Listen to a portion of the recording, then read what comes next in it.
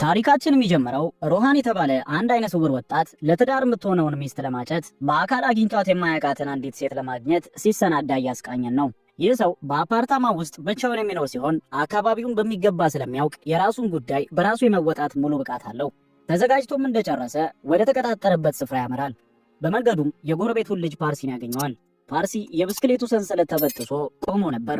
ሮሃንም ሰንሰለቱን በመጠገን ሊረዳው ይወስናል። ፓርሲ እንዴት በዙሪያ ያሉ ሰዎችን መለየት ትችላለህ ብሎ ሲጠይቀው ሮሃንም ዋናው ነገር በራስ መተማመን እንደሆነና ሰዎችን ደግሞ በጠረናቸው እንደሚለያቸው ይነግረዋል። ከዚያም ምርኩዙን አውጥቶ ልጅቷን ወደሚያገኝበት ምግብ ቤት ይሄዳል። በቦታው እንደደረሰም ቁጭ ብለው ማውጋት ይጀምራሉ። የመጣችበትንም ዋና ምክንያት ስትናገር ያሳደገቻትን ሴት ላለማስከፋት ብቻ እንደሆነና ማግባት እንደማትፈልግ በግልጽ ትነግረዋለች። እሷ ራሷን የቻለች ሴት ስትሆን ከቤተሰብ የሚመጣባትን ጫና ለመቀነስ ሲል እሱ ራሱን እምቢ እንዲላት ትጠይቀዋለች። ሮሃን በንግግሯ ተገርሞ ለመሆኑ ለምን እኔን ውድቅ ማድረግ አስፈለገ ሲል ይጠይቃታል። እሷም ጨለማ ጨለማን ሊያበራ አይችልም የሚል ምላሽ ትሰጠዋለች። የሁለቱም አይነ ስውርነት ሕይወታቸውን እጅግ አድካሚ እንደሚያደርገውም ትገልጽለታለች። ሮሃን ግን በተቃራኒው በጨለማ ውስጥ አብሮ የሚሆን አጋር ማግኘት ከብቸኝነት ይሻላል በማለት ይሞግታታል። እሷ በደንብ ሳታውቀውና ስለ ፍላጎቷ እርግጠኛ ሳትሆን እሱ በበኩሉ ውድቅ የማድረግ ሐሳብ እንደሌለው ያረጋግጥላታል። ከምግብ ቤቱ ወጥተው ሲለያዩ ውጪ ደማቅ ፌስቲቫል እየተካሄደ ነበር። በዚያ መሃል አንድ ሰው አይኑን በሱ ላይ ተክሎ አተኩሮ ሲመለከታት ይቆያል። ሱ ወደ ቤቷ ለመሄድ ስትነሳ ሮሃን በድጋሚ መቼ ሊያገኛት እንደሚችል ይጠይቃታል። እሷም በዳንስ ትምህርት ቤት ውስጥ ሙዚቃ እንደምትጫወትና እዚያ ሊመጣ እንደሚችል ነግራው ትሄዳለች። ያ ሲከታተላት የነበረው ሰው ግን ሁለት ጓደኞቹ ጋር ሆኖ አሁንም ክትትሉን አላቆመም ነበር። እውር እውርን አይመራውም ሲሉም ይሳለቁበታል።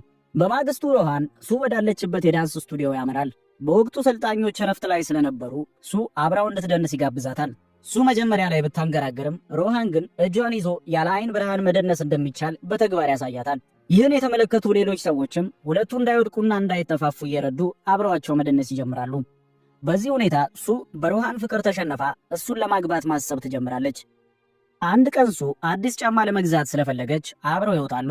ጫማቸውን ገዝተው በገበያ አዳራሽ ውስጥ እየተጓዙ ሳለ አንድ ታዋቂ የቦሊውድ ኮከብ መድረክ ላይ ሆኖ ከህዝብ ጋር በሚገናኝበት ትዕይንት ላይ ደርሳሉ። በዚያ ከፍተኛ ግፊያና መጨናነቅ መሃል የእሱ እጅ ከሮሃን እጅ ጋር ይለያያል።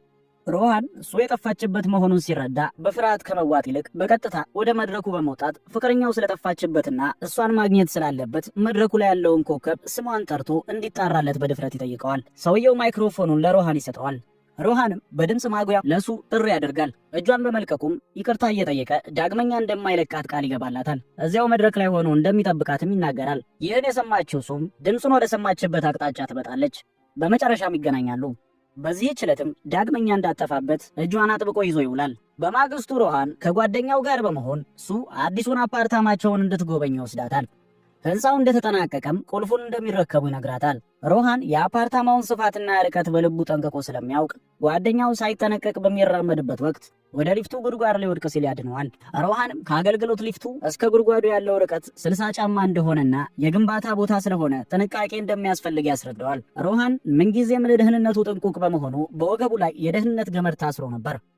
ሱ ብርሃን በማጣት የፍርሃት ዓለም ውስጥ ነበር የምኖረው።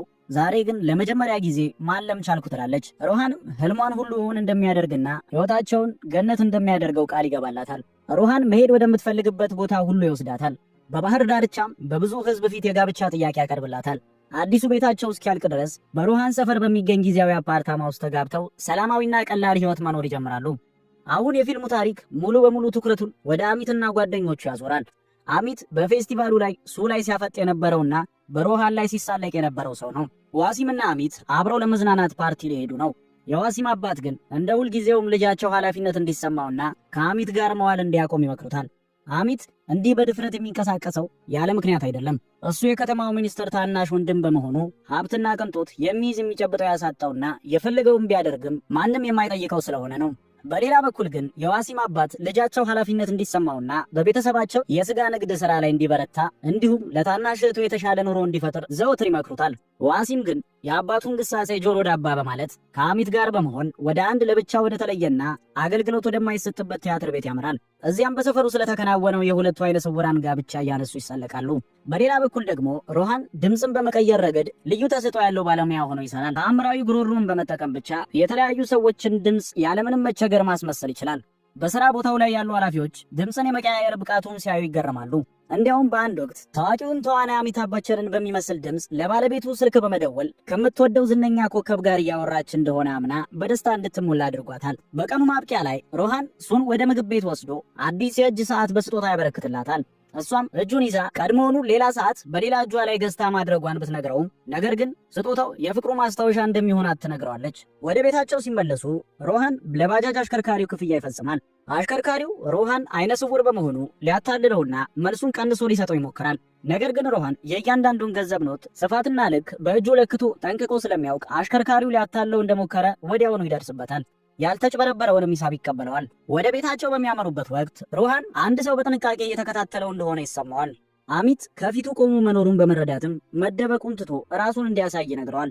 አሚትም ከቆመበት ወጥቶ ለሮሃን ያለውን ቀናትና ሱን የመሰለች ውብ ሚስት ለሱ እንደማትገባው መግለጽ ይጀምራል። ሮሃን ግን የሚሰነዝረውን አክብሮት የጎደለው ንግግር መታገስ ስላቃተው አሚትን በመምታት ወደ እጮኛው እንዳይቀርብ የመጨረሻ ማስጠንቀቂያ ይሰጠዋል። ሱ በድንጋጤ በምትጮውበት ወቅትም አሚትና ዋሲም ከአንድ አይነ ስውር ሰው ጋር ሲጣሉ በሰዎች ላለመታየት በፍጥነት ከአካባቢው ይሰወራሉ።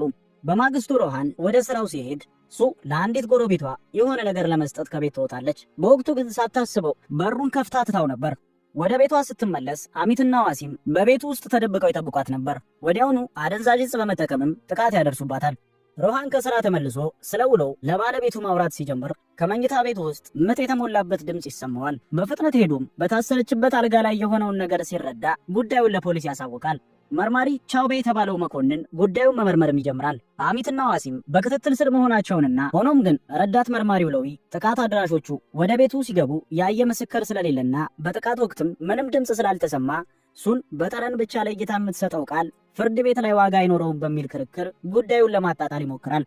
በመጨረሻም ቻውቤ ሱንና ሮሃንን ወደ ሆስፒታል እንዲወስዷቸው ትዕዛዝ ይሰጣል። ወደ ሆስፒታሉ በመጓዝ ላይ ሳሉ ድንገት አንድ መኪና መንገዳቸውን ይዘጋዋል። ከመኪናው የወረዱት ሰዎችም መርማሪ ቻውቤ ወደ ሆስፒታል እንዲያደርሷቸው እንደላካቸው ይናገራሉ። ጥንዶቹ ወደ መኪናው እንደዘለቁ ወዲያውኑ አደንዛዥ ዕፅ ተሰጥቷቸው እገታ ይፈጸምባቸዋል። አጋቾቹ ሆን ብለው ወደ አንድ መጋዘን ወስደው ለ24 ሰዓታት ዘግተው ያቆዩቸዋል። ይህን ያደረጉትም በሕክምና ምርመራ ወቅት ወንጀለኞችን ሊያጋልጥ የሚችል ማንኛውም ማስረጃ ከሰውነት ላይ እንዲጠፋ ለማድረግ ነበር።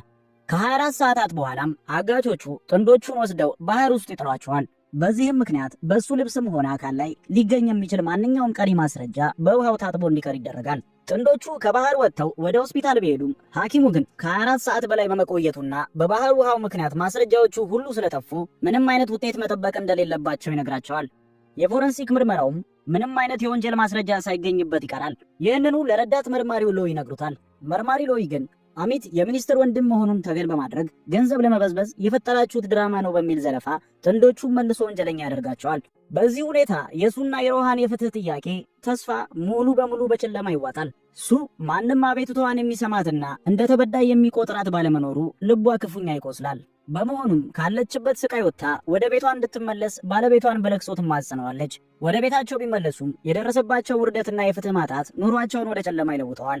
ሮሃንም የሚወዳትን ሚስቱን ከአደጋ መከላከል ባለመቻሉ በከፍተኛ የጥፋተኝነት ስሜት ራሱን ይወቅሳል። በቀጣዩ ቀን ግን የጀመረውን የድምፅ ቅንብር ስራ አጠናቆ ለመመለስ ወደ ስራው ይሄዳል። ሮሃን ከስራ ተመልሶ እሱ ወዳለችበት ክፍል ሲያመራ በወቅቱ በራሱ ሐዘን ተውጦ እሷን በሚገባ ባለማጽናናቱና ለብቻዋ በመተው ትልቅ ይቅርታ ይጠይቃታል። ሮሃን ግን ምንም አይነት ምላሽ አላገኘም። በዝምታ ውስጥ ሆኖ የልቡን በደል መናገሩን ይቀጥላል።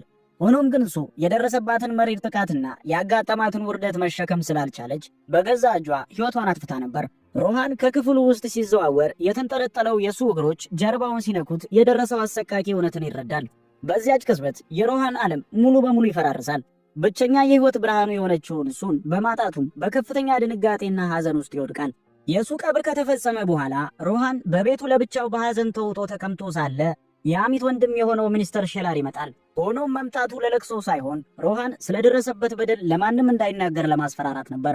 ሚኒስትሩ ለጠቅላይ ሚኒስትርነት እጩ በመሆኑ ሮሃን ዝም ካላለና ስሙን ካጠፋ እንደሚያጠፋው ዛቻ ይወረውርበታል። በንግግሩ መሃል ሚስት ከመጀመሪያው ጥቃት በኋላ ያልሞተችው ለምን ከሁለተኛው ጥቃት በኋላ ለመሞት እንደመረጠች ግራ ይገባኛል ብሎት ጥሎት ይወጣል።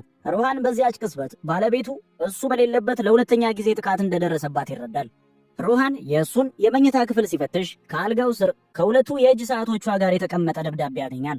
ሱ ከመሞቷ በፊት በጻፈችው በዚያ ማስታወሻ ላይ ለሁለተኛ ጊዜ የደረሰባት መደፈር መቋቋም እንዳልቻለች ትገልጻለች። ዋሲምና አሚት በድጋሚ እንደደፈሯትና አሚትም በማንኛውም ጊዜ መጥቶ ሊደፍራት እንደሚችል እሷም ምንም ማስረጃ እንደሌላት ተናግሮ እንዳስፈራራት ትተርካለች። ይህ ውርደት የሞት ውሳኔ እንድትወሰን እንዳደረጋት ገልጻ ሮሃንን ለብቻው ትታው በመሄዷም ይቅርታ ትጠይቀዋለች። ሮሃን ሁሉንም እውነት ካወቀ በኋላ ወደ ፖሊስ ጣቢያ በመሄድ መርማሪ ቻውቤን ለማግኘት ይሞክራል። ረዳት መርማሪው ሎዊ ቻውቤ የለም እያለ ሮሃን ግን እዚያው እንዳለ ስለሚያውቅ ሳያገኘው እንደማይሄድ በቁጣ ይነግረዋል። በመጨረሻም ቻውቤ ሮሃንን ያነጋግረዋል። ሮሃን ሱ ሕይወቷን ያጠፋችው ለሁለተኛ ጊዜ ስለተደፈረችና ሕጉ ደካማ ስለሆነ ፍትህ እንደማታገኝ ስላወቀች እንደሆነ ይነግረዋል። ረዳት መርማሪው ሎዊ አሁንም ሮሃን ውሸት እየተናገረ እንደሆነ አድርጎ ሊያጣጥለው ይሞክራል። ሮሃን ግን የመጣው ክስ ለመመስረት ሳይሆን በባለቤቱ ላይ ለደረሰው በደል ራሱ ተመጣጣኝ ምላሽ እንደሚሰጥ ለማስጠንቀቅ እንደሆነ ይገልጽለታል። ማንም ሊይዘው የማይችልበትንና በአይናቸው እያዩ የማይረዱትን ፍጹም ወንጀል በፊታቸው እንደሚፈጽም ጨዋታውን እነሱ ቢጀምሩትም ፍጻሜውን ግን እሱ በሞት እንደሚደመድመው በድፍረት ይነግራቸዋል። እንደ እውነቱ ከሆነ ሎዊ የአሚትን ወንጀል ለመሸፈን ከሚኒስትሩ ዳጎስ ያለ ጉቦ የተቀበለ ሰው ነበር። ሚኒስትር ሼላር አሚትን ከምርጫ በፊት ሌላ ስህተት እንዳይሰራ ቢያስጠነቅቀውም አሚት ግን ወንድሙን ችላ በማለት ከዋሲም ጋር ወደ አጓጉል ቦታ መሄዱን ይቀጥላል። ይህ በእንዲህ እንዳለ ሮሃን ወደ አሚት ተወዳጅ መዝናኛ ቦታ በመሄድ የቦታውን ስፋት፣ ደረጃዎችና ቅርጽ ማጥናት ይጀምራል። ያለ ምርኩዝ መሮጥንም ይለማመዳል። አሚትና ዋሲም በስካር መንፈስ ሲያወሩ ድምፃቸውን በስውር በመቅዳት ድምፃቸውን ለማስመሰል ማጥናት ይጀምራል። እንዲሁም በሚኒስትር ሼላር ንግግር ላይ ተገኝቶ የእሱንም ድምፅ ይቀርጻል። ሮሃን ገና ባልተጠናቀቀው አፓርታማው ውስጥ ተቀምጦ የተቀዳውን ድምፅ እየደጋገመ በመስማት መለማመድ ይጀምራል። በማግስቱ ሮሃን የሚኒስትር ሼላርን ድምፅ በማስመሰል በባቡር ጣቢያ ከሚገኝ የህዝብ ስልክ ለረዳት መርማሪው ሎዊ ይደውላል። ዋሲም በወንድሙ አሚት ላይ መጥፎ ተጽዕኖ እያሳደረ በመሆኑ ለጥቂት ቀናት አስሮ በማቆየት ተገቢው ትምህርት እንዲሰጠው ትዕዛዝ ያስተላልፋል። ሎዊም ትዕዛዙ ከሚኒስትሩ የመጣ መስሎት ሳይጠራጠር ዋሲምን ለ3 ቀናት ያህል እስር ቤት ውስጥ ይከተዋል። ሮሃን የበቀል እቅዱን በማስቀጠል ወደ ዋሲም ቤት ይደውላል። ስልኩን የዋሲም አባት እስኪያነሱት ድረስም በትዕግስት ይጠብቃል። አባትየው ስልኩን እንዳነሱት ሮሃን ድምፁን ወደ አሚት ድምፅ በመቀየር ልጃቸው ሊብናን ወደ አንድ ሆቴል ማደሪያ እንድትመጣና ለዚህም ማንኛውንም አይነት ክፍያ እንደሚፈጽምላት በድፍረት ይናገራል። በዚህ አሳፋሪ ንግግር ክፉኛ የተቆጡት አባት ክብራቸውን ለማስጠበቅ አሚትን ያገኙትና ጥፊ በቀላቀለው ቁጣ ዳግመኛ ወደ ልጃቸው ለመቅረብ ቢሞክር ሕይወቱን እንደሚያጠፉት ያስጠነቅቁታል። አሚት ግን ምንም ባላደረገበት ሁኔታ እንዲህ ያለ ጥቃትና ማስፈራሪያ ስለደረሰበት በከፍተኛ ግራ መጋባት ውስጥ ይወድቃል። ሮሃን እርስ በርስ የማጋጨት እቅዱን ቀጥሎበታል። በድጋሚ የአሚትን ድምፅ በማስመሰል ሊብላን በአንድ ስፍራ ላይ እንድታገኘው ይደውልላታል። ወዲያውኑ ደግሞ የሊብናንን ድምፅ በማስመሰል አሚት ወደዚያ ስፍራ እንዲመጣ ያደርጋል። በመጨረሻም እንደ አንድ ተቆርቋሪ ዜጋ በመሆን ለሊብና አባት ስልክ በመደወል ልጃቸው ከአሚት ጋር አንድ ላይ መሆኗንና ሄደው እንዲይዟቸው ይነግሯቸዋል። አባትየው በሩጫ የተጠቀሙበት ቦታ ላይ ደርሰው ልጃቸውን ከአሚት ጋር ሲያገኟት አሚትን ለመግደል ይሞክራሉ። ይሁን እንጂ አሚት አባትየውን በቢላዋ ወግተው ከጣሪያው ላይ በልጃቸው ፊት ይወረውራቸዋል። ሊብና የደረሰውን ጥቃት ለሕግ አካላት ብታመለክትም ቅሬታዋ መጀመሪያ ላይ የደረሰው ግን ለሙሰኛው መኮንን ሎዊ ነበር። ሎዊ መረጃውን ሳይዘገይ ለሚኒስትር ሼላር በማቀበል ወንጀሉ እንዲሸፋፈን መንገድ ያመቻቻል። ዋሲም ከእስር በተፈታ ጊዜ ሚኒስትሩ የቆሰለውን የአባቱን የሕክምና ወጪ እንደሚሸፍኑ ቃል በመግባትና በሌላ በኩል ደግሞ የቀድሞ ጥፋቶቹን በመጥቀስ በማስፈራራት በአሚት ላይ የመሰረተውን ክስ እንዲያነሳ ተጽዕኖ ያደርግበታል። ዋሲምም አማራጭ በማጣቱ ክሱን ለመተው ይገደዳል። ይሁን እንጂ ሮሃን የቀየሰው የበቀል ወጥመድ ገና አላበቃም ነበር። የአሚትን ድምፅ በማስመሰል ዋሲም በአስቸኳይ ወደ ቲያትር ቤቱ እንዲመጣ ጥሪ ያደርግለታል። ዋሲምም የተባለው ቦታ ሲደርስ ሮሃንን ቆሞ ይመለከተዋል። ወዲያውኑ መብራቱ ይጠፋል። ሮሃን የቦታውን አቀማመጥ በደንብ ስላጠናው በጨለማ ውስጥ ዋሲምን ክፉኛ ይደበድበዋል። በመጨረሻም ባለቤቱ ሱ በሞተችበት ተመሳሳይ ሁኔታ ዋሲምን በአንገቱ አንጠልጥሎ ሕይወቱ እንዲያልፍ ያደርገዋል። ፖሊሶች በቦታው ደርሰው ምርመራ ሲያደርጉ የአሚት ስም ያለበትን ማህረብ በወንጀሉ ስፍራ ያገኛሉ። መርማሪ ቻውቤም በሁለቱ ጓደኛ ማቾች መካከል የነበረው ወዳጅነት ወደ ጠላትነት መቀየሩን ይረዳል። ቻውቤ ወደ ሚኒስትር ሼላር በመሄድ አሚት በዚያ ግድያ ውስጥ እጁ እንዳለበት ካረጋገጠ እንደሚያስረው ያስጠነቅቀዋል። የዋሲም ቀብር በሚፈጸምበት ወቅት ሮሃን በቦታው ይገኛል። መርማሪ ቻውቤ ሮሃንን በቀብሩ ስፍራ ተመልክቶት ይከተለዋል። ሮሃን የዋሲም ቀብር መሆኑን እንዳላወቀ በመምሰል ሕጉ እሱንና ባለቤቱን እንደ ተበዳይ ባልቆጠረበት ሁኔታ እሱ ለማያውቀው ሰው ለቅሶ መምጣቱ ለምን እንደገረማቸው በመጠየቅ ያሾፍባቸዋል። በዚህ የተናደደው ቻውቤም ሮሃንን በጥብቅ እንደሚከታተለው አስጠንቅቆት ጥሎት ይሄዳል። በሌላ በኩል ሮሃን አሚት ከከተማ ውጭ ተደብቆ የሚገኝበትን ቦታና ስልኩን ያገኛል። የረዳት መርማሪ ሎዊን ድምፅ በማስመሰልም ለአሚት ይደውልለታል።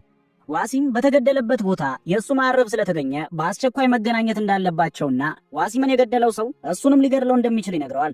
አሚትም ደዋዩ ሎዊ መሆኑን አምኖ ቀድሞ ሱንና ሮሃንን አግተውባቸው ወደነበረው መጋዘን እንዲመጣ ይነግረዋል። እሱም በተነገረው መሰረት ወደዚያ ያመራል። ሮሃን ቀድሞ በቦታው ደርሶ የመጋዘኑን አቀማመጥ ካጠና በኋላ ከበሩ ጀርባ ተደብቆ ይጠብቃል። አሚት እንደገባ ሮሃን በዱላ ሊመታው ቢሞክርም አሚት ሄልሜት አድርጎ ስለነበር ጉዳቱ አይበረታበትም። ሁለቱ እርስ በርስ መደባደብ ይጀምራሉ። አሚት ዱላውን ቀምቶ ሮሃንን ቢያቆስለውም ሮሃን ግን ሁለተኛ ዱላ አግኝቶ አሚትን በሙሉ ኃይሉ በመምታት እንዲዘረር ያደርገዋል።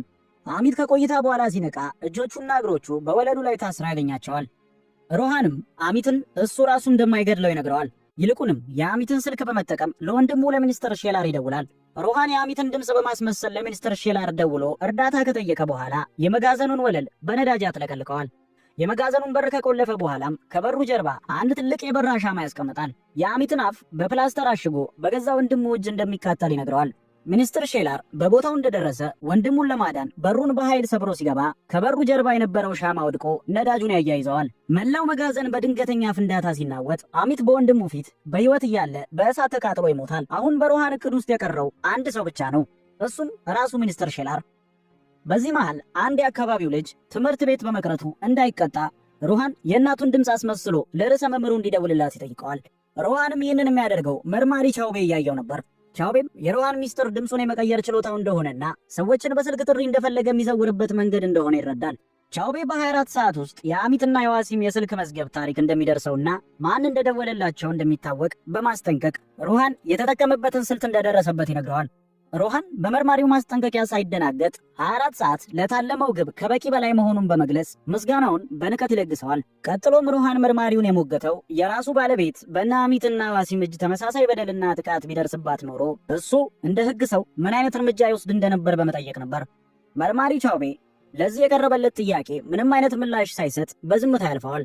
ይልቁንም የስልክ ልውውጥ መረጃው ተጣርቶ እስኪመጣ ድረስ ሮሃን ከቤቱ እንዳይወጣ ቁጥጥር ስር እንዲቆይ ለረዳት መርማሪው ሎዊ ትዕዛዝ ያስተላልፋል። ከሮሃን ቤት ውጭ የፖሊስ መኪና ዘብ ቆሞ ያድራል። ሌሊት ሲሆን የሮሃን ወንድም ፊታቸውን የተሸፈኑ 3 ሴቶችን ይዞ ይመጣል። ሎዊ ሮሃን ከ3ቱ ሴቶች መሃል አንዱ ሆኖ ሊያመልጥ ይችላል በሚል ጥርጣሬ ሴቶቹ ፊታቸውን እንዲያሳዩት ይጠይቃቸዋል። በዚሁ ቅጽበት ግን በከባድ የዕጣን ጭስ ይታጠናል።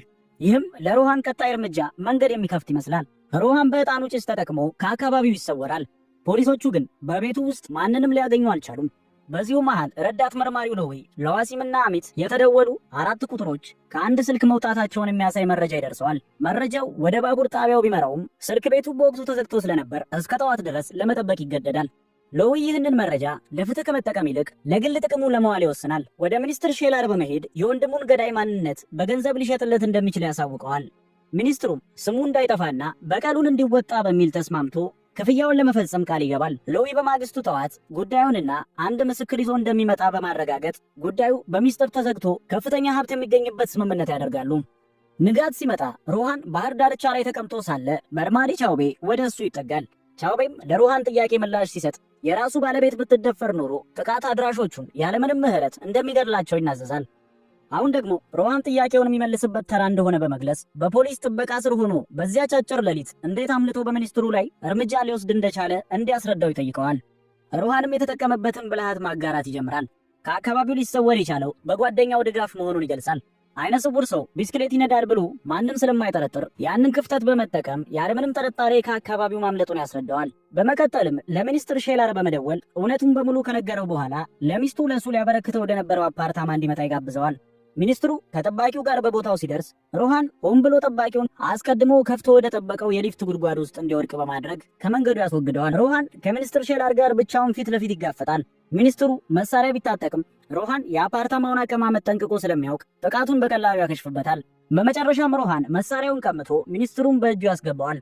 ሮሃን ግን እንዲሁ ከመግደል ይልቅ አሚት በባለቤቱ ላይ የደረሰውን አይነት ስቃይ እንዲቀምስ ይወስናል። ክፉኛ ከደበደበውና አጥንቶቹን ካደቀቀ በኋላ ወደ ህንፃው ጠርዝ ይጎትተዋል። አብሮት እንደሚዘል ቢነግረውም ሮሃን ግን በወገቡ ላይ ደህንነት ገመድ አስሮ ስለነበር እሱ በአየር ላይ ተንጠልጥሎ ሲቀር ሚኒስትር ሼላር ግን ከፎቁ ላይ ተፈትፍቶ ህይወቱ ያልፋል። በዚህም ሮሃን ግፍ የፈጸሙትን ሁሉ በመበቀል ፍጹም ወንጀል ያከናውናል። በማስረጃ ረገድም ሁሉም ነገር ሮሃን እንደቀየሰው ሆነ። አሚት ጓደኛው ዋሲምን እንደገደለ፣ ሚኒስትሩ የስልጣን ጥሙ እንዳይደናቀፍ ወንድሙን ገሎ በመጨረሻም በጸጸት ራሱን ከፎቅ ላይ እንደወረወረ፣ ጠባቂው ደግሞ በአደጋ እንደወደቀ ተደርጎ ተመዘገበ። በዚህም ሮሃን ያለምንም ቀሪ ማስረጃ ባለቤቱ ላይ የደረሰውን ግፍ ተበክሎና ፍትህን በገዛ እጁ አስከብሮ ታሪኩ ፍጻሜውን ያገኛል። እስከ መጨረሻው አብራችሁን ስለቆያችሁ እያመሰገንን እንዲህ ያሉ ምርጥ የህንድ ፊልሞችን ትረካ ማግኘት ከፈለጉ ሰብስክራይብ በማድረግ የደውል ምልክቱን ይጫኑ።